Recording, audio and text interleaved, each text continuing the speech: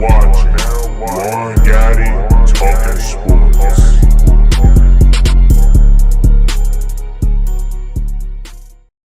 YouTube, what's going on? It's Juan Gotti here. We had another Washington football team video, and in today's video, I came up across something interesting. So without further ado, let's get straight into today's video. But before we do, make sure you go down below, leave a like on this video, subscribe if you're new, and turn on post notifications so you get notified when I upload a video about the NFL, on this case our Washington football team. Let's get straight into today's video. So you're probably wondering, what is the interesting topic that you came across? So I was watching Louis T's podcast. Shout out to Louis T's podcast. It's a very well podcast. You guys need to go check it out if you want to.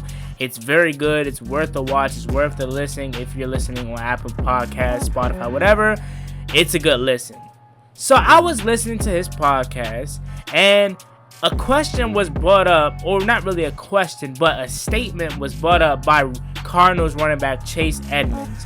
He said the 2021 free agency is going to be wild. And the reason for that is because obviously we know the crazy world we live in. We're currently in a world pandemic, and the pandemic affected the cap. Just how we know a couple days ago, or just as we found out a couple days ago, the cap was deducted by at least, I believe, 20 million.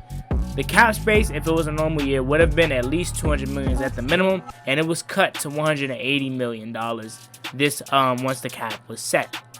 And that caused for a lot of players, especially veterans, to get cut, like a J.J. Watt, rumored to be like Von Miller is possibly getting cut. Players you normally wouldn't see cut from a team. But since the cap is so tight this year due to the pandemic, players like that are getting cut. And Chase Edmonds made it a point or a question up in the air. Could we see super teams start to be formed for this 1 year?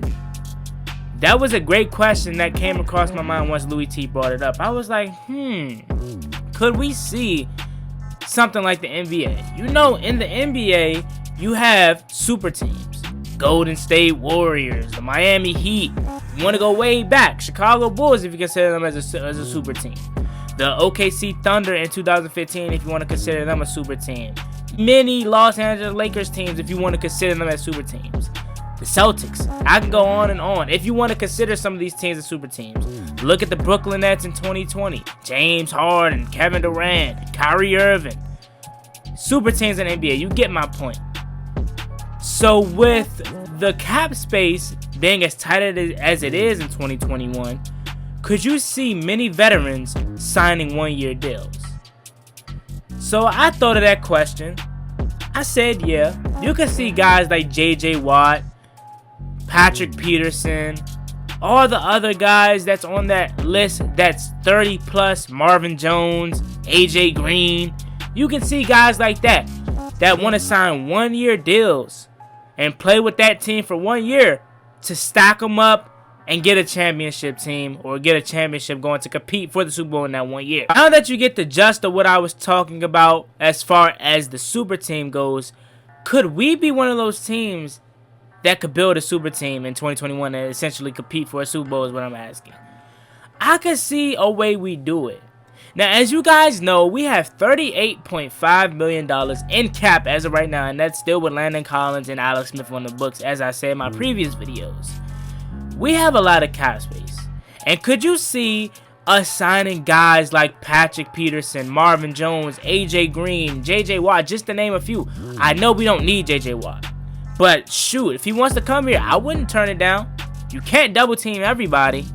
You know what I'm saying? Who says J.J. Watt can't slide in at D tackle for Jonathan Allen or Deron Payne or someplace? Just saying. Obviously, we know he can play the end, but we have two young studs. All I'm saying is, what if we got a veteran guy like that, Marvin Jones on the offensive end, A.J. Green on the offensive end, and then they call their buddy, hey, Patrick Peterson, why don't you come to Washington? They got a young team here. They need veterans. And we can mix well and compete for a championship in this 1 year. And who cares what they do after 2021 is over? Whether they resign here or go places and get their last final contract, who cares? Who knows? But could Washington be that team where players want to sign here and build a super team?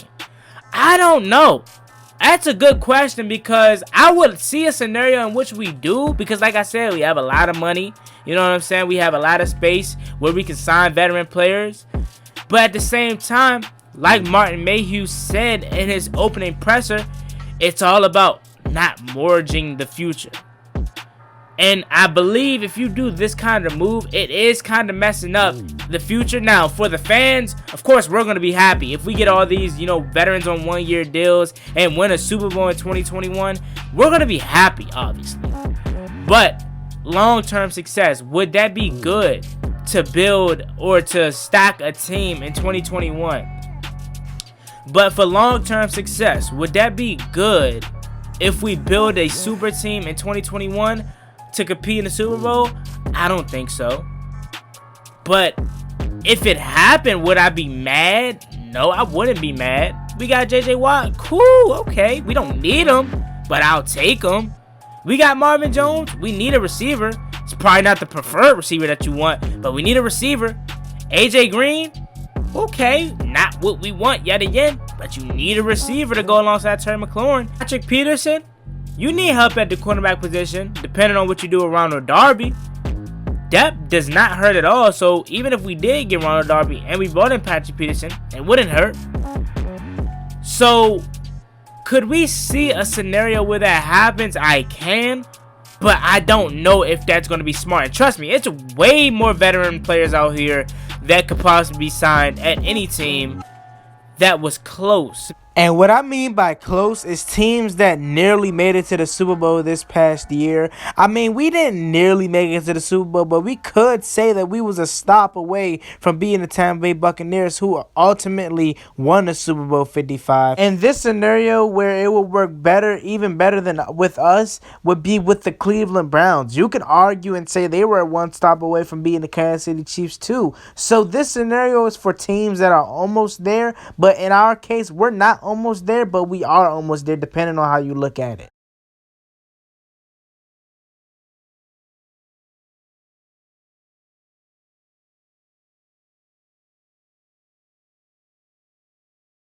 I could see a scenario where that happens, and trust me, it's way more veterans on the list that I haven't named yet. You know what I'm saying? And they could all want to team up here in Washington to compete for a Super Bowl in 2021 and bet on themselves to perform well in 2021 on a minimum deal. And then in 2022, when the market resets and the cap space is back to normal, assuming that fans are able to come back in the stadiums, then they can get that last final contract. I said the Washington football team could possibly be a landing spot because, no, we weren't close last year. We're obviously nowhere near close to being done to be what we want to be as far as to compete for multiple years. But we did make the playoffs. And they seen that they arrived 1 year early last year. And who's to say they don't want to be like, hey, we can win a Super Bowl with this squad that we have. Add on some veterans and we can go to the top. Or they could be like, nah, man, I'm good. You know what I'm saying? I want to continue to build with our future with the young guys that we have here. Add on a few veterans here and there that still have a lot of years left in them somewhat. And then we're going to build to compete in 2022. If you do go out and get veterans, I'm not going to say you're a guaranteed Super Bowl contender, but you're a guaranteed Super Bowl contender, especially if you figure out that quarterback position. So that's the topic that really, you know, was brought up by Louis T and sparked by Chase Edmonds. I could see Washington being one of those teams where a lot of veterans stack up on. You know, Ron Rivera loves his veterans, but would that be smart in the long run? I don't think so. I don't know.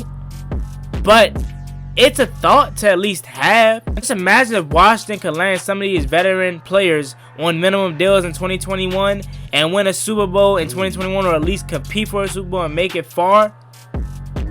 That would be amazing, especially for the fan base. Now, like I keep saying, you can't have the best of both worlds. So if you want to do this, and I'm not saying I want to do it. If we did it, okay, cool. But I'm not saying I want to do it. I'm all for the future. But if we did do it, I wouldn't be mad. But all I'm trying to tell you guys is you can't have the best of both worlds. If this is what you wanted to do, if you're on the side of the fence of, you know, go for it all in 2021, get all the veteran players that we need, I just want to win the Super Bowl, or at least compete for one, then you take that route. Or you can be the fan and don't let me discourage your opinion. You come up with your own. Or you could be on the side of the fan base where you're like, man, to hell with those veteran players. I want to continue to draft young, continue to somewhat sign players young that have a little bit of experience. You could be that fan. But just trust me when I say you can't have the best of both worlds. Just want to look at the success of this method as building a super team, some people would say. Just look at the Tampa Bay Buccaneers from last year that just won the Super Bowl. They signed guys like Tom Brady, Antonio Brown, Rob Gronkowski, Leonard Fournette, just to name a few. Then you look at the defensive side of the ball, they signed guys like Ndamukong Suh. They signed guys like Jason Pierre-Paul, Levante David, who's obviously been there for all of his career, and Shaq Barrett. I believe outside of those two, Levante David and Shaq Barrett, and also Tom Brady, no one's on that team for more than 2 years as far as the players I just named. So if you want to go that veteran route, sign players to 1-year deals and shoot for the stars that 1 year, that's cool, but is it worth it? We don't know. That's up to the team. It could be if your success and your plan is to just win now. That could be what it is. Get all the free agents you can in 2021 on cheap deals. Try to win a Super Bowl in 2021, 2022. Shoot for the stars. Whatever happens.